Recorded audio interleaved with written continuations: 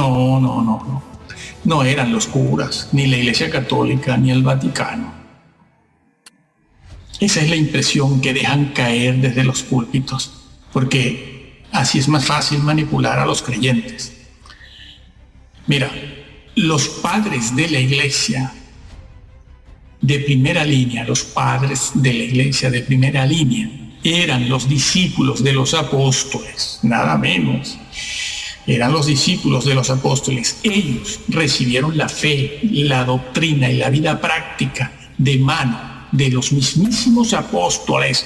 Estuvieron allí en carne, lo vivieron, no se lo contaron a ellos. Ellos lo vivieron. ¿Y qué enseñaban ellos, los padres de la Iglesia? Los curas, no, los curas vinieron mucho más tarde, hacia el siglo IV y V. Empieza realmente a verse la Iglesia de Roma tal y como la conocemos hoy. Antes no. Los padres de la Iglesia no eran curas. Si alguien ha dicho eso, ha engañado. Deben estudiar. Lo que pasa es que los púlpitos hoy en día lo ocupan a veces personas que no han pasado por un seminario teológico. Ponen en los púlpitos a personas que pertenecen a la tribu, el nepotismo eclesiofamiliar. Sí. Van comprando libros por las librerías cristianas, los van leyendo y después los sueltan en el púlpito. Claro. ¿Qué enseñaban los padres de la Iglesia de primera fila, de primera línea? Pues ellos también se consideraban llamados y elegidos, sí. Decían que estaban sus nombres escritos en el libro de la vida. Y ellos, sin embargo, al hecho de ser llamado y elegido, no lo consideraban como una garantía de salvación, tal y como hoy en día se enseña, ¿no? Sino que ellos velaban y cuidaban su salvación. Sí. Aquellos hombres, ¿cómo te los nombro? Clemente, Ignacio de Antioquía, Bernabé, Ambrosio, etcétera. Ellos velaban y cuidaban lo que el Señor les había dado en su gracia. Por ejemplo, para Clemente, padre de la Iglesia, también era posible ser borrado del libro de la vida. Para él, sí, él lo dijo. Para él era posible ser elegido y dejar de serlo. ¿Y por qué le voy a creer más a los reformadores que a Clemente? ¿Por qué? ¿Quién estuvo con los apóstoles? Ignacio de Antioquía. Pensaba él que se puede corromper la doctrina, ¿sí? Y por lo tanto, si se corrompe la doctrina, se corrompe la fe de Dios, decía él lo decía. Y así se corrompe el maestro también, él lo decía. No nosotros. Se corrompe el maestro y por lo tanto se termina perdiendo la salvación. Se termina en condenación. Algo que también enseñó el apóstol Pablo en 2 de Timoteo 3. Ten cuidado de ti mismo y de la doctrina. Sí, pues haciendo esto te salvarás. Ay, me salvaré de la guerra, me salvaré del hambre, me salvaré de la crisis. No, me salvaré de decir tonterías. No, te salvas de la condenación. De la condenación. Como está dicho también en 1 de Corintios 3. Y en la epístola de Bernabé se dice que si por ser llamado uno se confía y se echa a dormir en las propias debilidades, eso que nosotros decimos es que yo soy débil, eso es condición humana, déjame robar un poquito. Sí, él, Bernabé, repito, decía que si nos dormimos en nuestras debilidades, pecados y fantasías de almohada, y Satanás vuelve a tomar el control de la mente, el pensamiento y los hechos, la conducta, nos va alejando poco a poco del reino. Dice él que nos va empujando lejos del reino de Dios y su justicia. sin ni siquiera nosotros advertirlo ni percibirlo. Y así al final nos condenamos. Cuando Dios llama, se debe responder con seriedad, con responsabilidad, con fe y obediencia. Y es aquí donde todos tropiezan, porque ya intuyen que para obedecer hay que dejarlo todo o casi todo para crecer en santidad después. Sí. Saben, sienten, intuyen, piensan que tienen que obedecer a Jesús cuando dijo: si tu ojo te es ocasión, sácalo. Si tu mano o tu pie, sácalo. Sí, eso fue dicho a creyentes y discípulos del Señor, que son los que están arriba, que son los que están en esa condición de gracia. Y si Calvino es tan grande y tan genial, ¿por qué no le hizo caso a los grupos disidentes que le rodearon, como los anabautistas? Y si después de Pablo está Calvino, ¿por qué no le hizo caso a la teología, a la doctrina de Pablo? ¿Por qué persiguió a los anabautistas? ¿Cuántos de ellos murieron ahogados porque no creían en el bautismo de niños? ¿Tan inteligente era? Sí. ¿Y por qué lo hizo? No se dio cuenta de lo que decía la Biblia. Hay bautismo de niños o bautismos de niños en el Nuevo Testamento. Pablo lo enseñó. ¿Cuántos en la iglesia primitiva, los padres de la iglesia que no eran curas? Lo enseñamos en otro vídeo. Eran los discípulos de los apóstoles. ¿Cuántos de ellos bautizaban niños? Era una práctica generalizada, mayoritaria. ¿No tenía Calvino al lado a los menonitas, valdenses, petrobrucianos, moravos, hugonotes? ¿No veía cómo eran? ¿No se comunicaron los reformadores con ellos? ¿Por qué los ahogaron? ¿Por qué? ¿Lo sabías? No, nosotros hoy en día no bautizamos niños.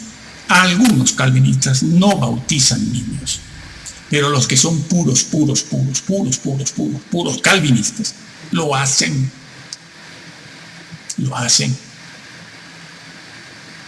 Además, aunque no lo hiciera nadie, es una doctrina escrita y enseñada. Que no lo quieran hacer es otra cosa, es como todos nosotros, ¿no? Que no queremos hacer un montón de cosas tampoco. Dios no va a evitar la guerra porque no puede ir en contra de las decisiones que toman los hombres. Entiéndanlo bien. Así que los calvinistas se equivocan. Los irrelevantes son los que hacen a Dios culpable de todo. Y Satanás riéndose, contento el diablo con ellos, porque claro, le dan la razón al diablo. El diablo mismo dice: sí, es verdad lo que dicen los calvinistas. Estos señores, estas vacas sagradas, es verdad. Dios ha creado el pecado, por eso yo estoy como estoy, quemándome, feo como estoy, con cuernos y rabo. No puedo ser bello, bonito, guapo. Nosotros aquí fue dicho a creyentes y discípulos del Señor, que son los que están arriba, que son los que están en esa condición desde la que se puede caer. Están en el lugar de donde se puede uno caer, porque los incrédulos, los ateos, los visitantes, los que reciben un tratadito, el amigo y vecino mentiroso de al lado, ese no tiene de dónde caer, porque no es convertido, no está en Cristo, no está en la salvación. Se cae cuando se está en una condición elevada, cuando se tiene de dónde caer, es decir, de la gracia. No has cuidado, no, tu nombre es borrado. Así que saben que tienen que cortar, sí, cortar con vídeos, cortar con los Simpson, con las novelas, las fantasías amorosas, pensamientos vengativos, asesinos. No, eso de fantasías amorosas no me lo invento, eso está en Malaquías 2. Saben que después de que el Señor Yahvé denunció eso de los pensamientos en la mente, Él cerró el templo. Sí, el santuario, Él lo cerró. Él lo dijo: yo voy a cerrarlo por esto. vuestras mentes, lo que pensáis. Dios no está metido en un rincón de la esquina para ver lo que yo hago en la cocina. Él no se ocupa de eso, sí, porque esa es la victoria que tenemos que ganar. Léelo. Nosotros tenemos un mensaje sobre Malaquías 2, nada más. Es mucho lo que hay allí, es bastante fuerte. Él cerró el templo del Señor. Dijo, bueno, esto se acabó porque no se puede. Sí, hay que cortar con eso, con los pensamientos vengativos, asesinos.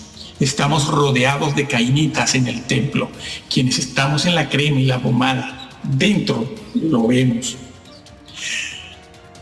Saben que tienen que dejar ciertas visitas y asociaciones, votar o tirar todas las revistas que tienen o están llenas de provocaciones y violencia.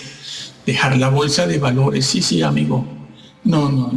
Eso de la bolsa de valores son de esas cosas que uno dice, bueno, eso es legítimo. No, será legítimo, pero no es santo. No es santo. Y estás llamado a ser santo. Tienes que dejar al mago. Harry Potter, ¿te gusta la magia? Claro. Que tanto aman los creyentes. Harry Potter. Tienen que cortar con las fiestas, celebraciones y las opíparas comidas. Sí. Dejar la ropa ajustadita, insinuante, provocadora, que es la llamada del sexo, en el propio templo, por los pasillos, a veces brindando, dando la Santa Cena o recogiendo los diezmos, amigo, bajo el beneplácito de cuanto pastor, obispo, cura o sacerdote anda por allí, sí. Y luego ellos mismos se lamentan, sí, del adulterio en el que ya llevan instalado a alguno de ellos, sí. Y es que saben que, como las mujeres se marchen de la iglesia porque tienen que ir en faldas largas a ver quién diezma. Son listos. En el Nuevo Testamento la elección se realiza en aquellos que hacen la voluntad del Padre y llevan fruto. Bueno, otra frase más usada por el Señor, llevan fruto. No, eso está escrito. Evangelio de Juan 15. El que en mí no lleve fruto es cortado y echado en las tinieblas de afuera. Esa frase, el que en mí, ¿qué significa? El que en mí no lleve fruto. Estos no pasan al milenio.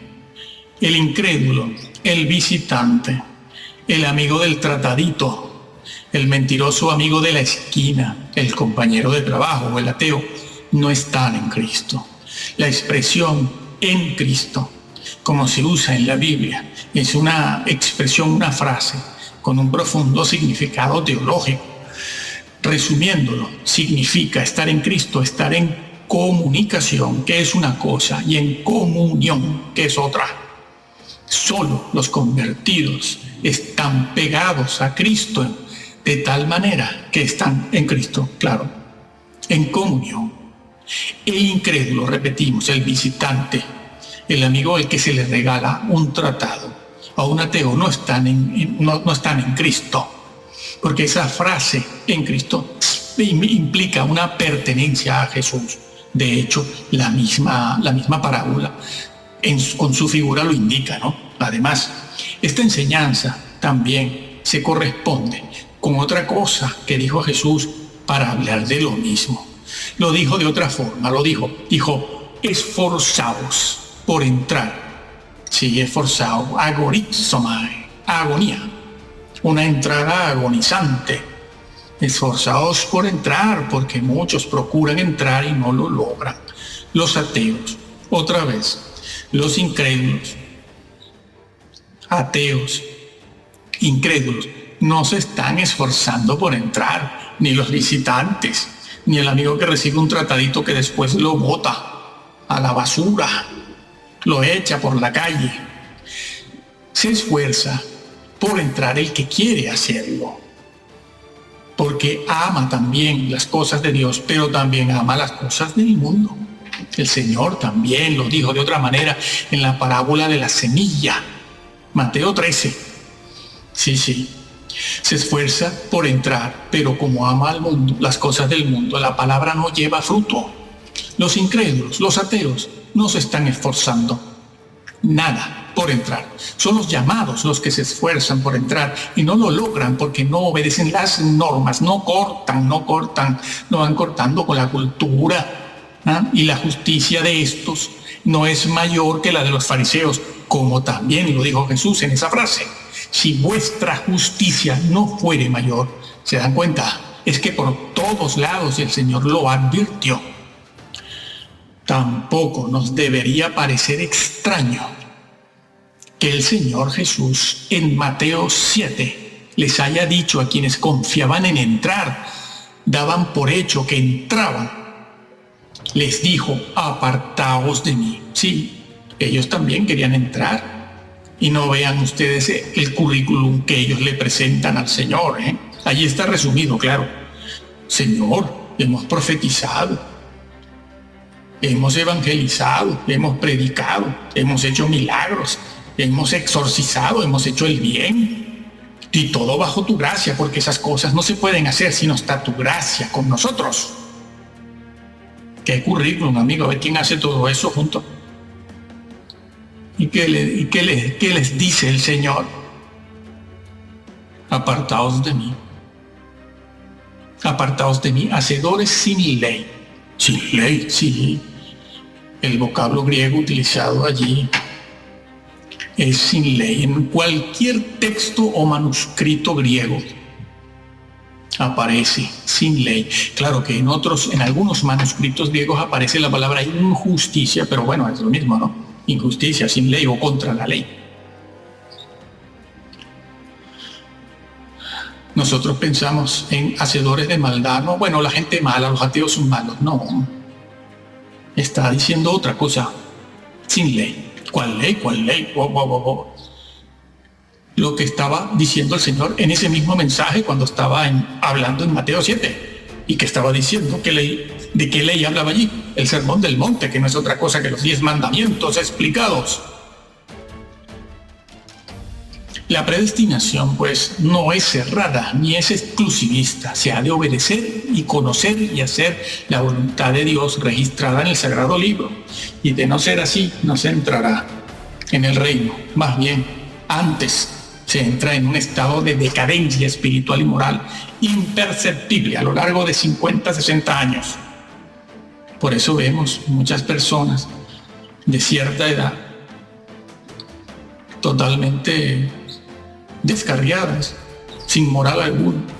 Pero una señora de 65, 70 años, toda su vida en una iglesia y de repente se pone una falda abierta hasta la cadera o una minifalda. ¿Qué pasó aquí? ¿Qué pasó aquí? ¿Esto qué es? En pleno templo.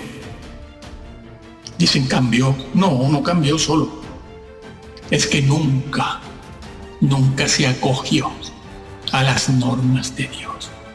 Y ahora que la moda es esa, antes bien se acoge a esa moda.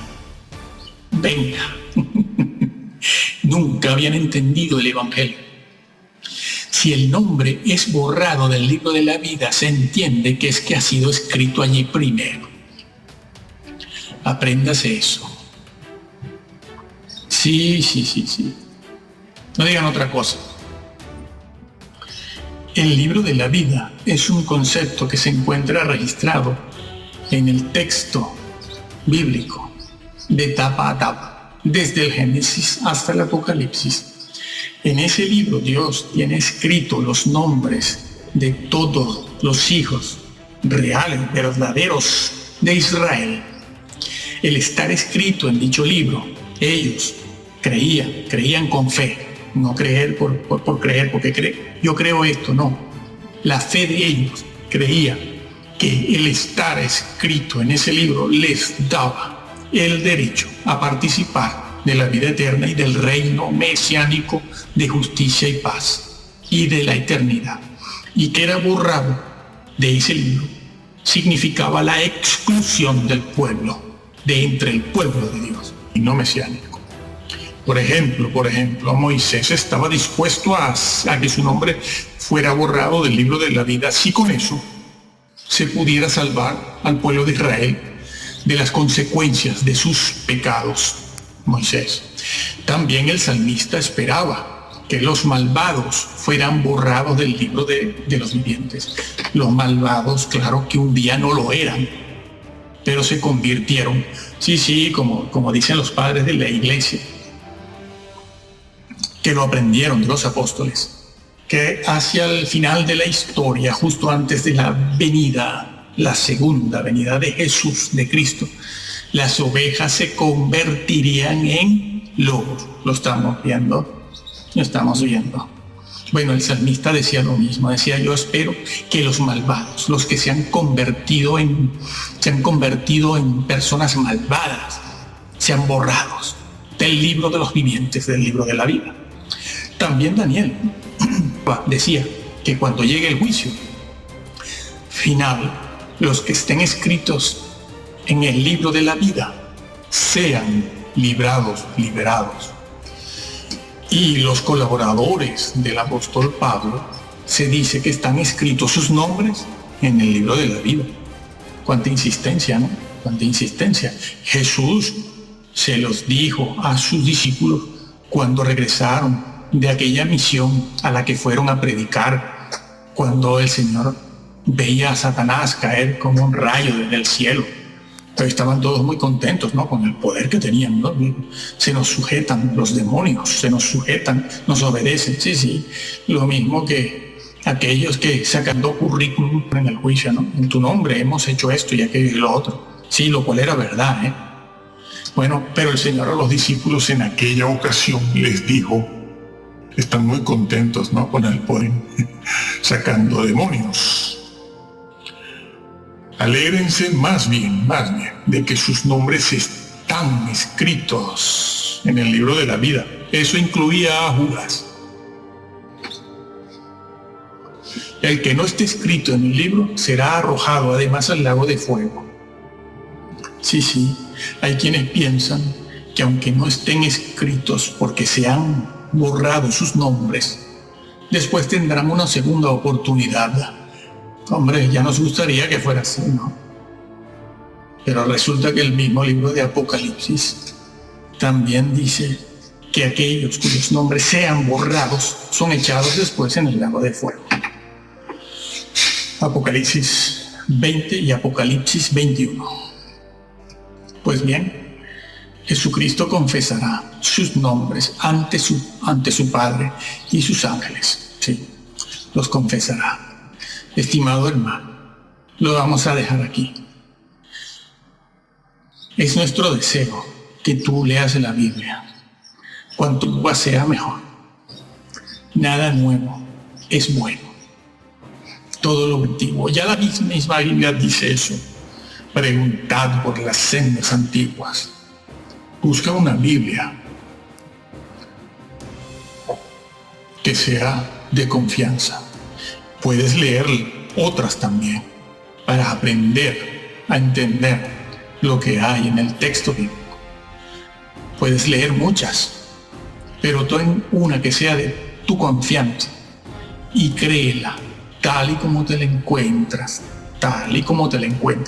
No importa si alguna vaca sagrada por ahí, de esas famosas que arrastran multitudes de fama internacional, dice lo contrario. Tú cree lo que está escrito, porque el Señor lo dijo: por tus palabras serás justificado y por tus palabras serás condenado. Esa frase que está en Mateo, tus palabras, en la mentalidad judía, cuando se decía eso, se pensaba en todo el consejo de Dios, es decir, por tu doctrina, por las cosas que tú crees de la doctrina de Dios. Por tus palabras serás justificado y por tus palabras serás condenado. No está refiriéndose a si yo digo una grosería, una palabra obscena, grosera, por lo cual vamos a ser juzgados también, claro. Pero el Señor allí no se está refiriendo a eso. Se está refiriendo a la doctrina.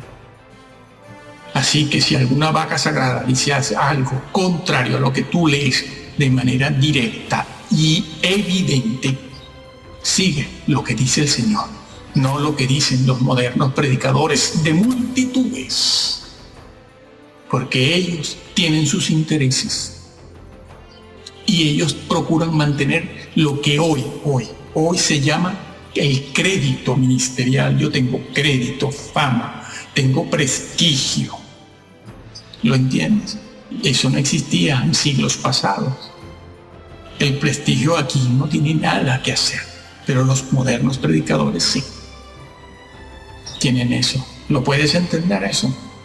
Pues cuídate de eso, porque hay muchos maestros que edifican con madera, heno y hojarasca, y otros edifican de tal manera y con tal doctrina que destruyen tu salvación. Que el Señor te bendiga.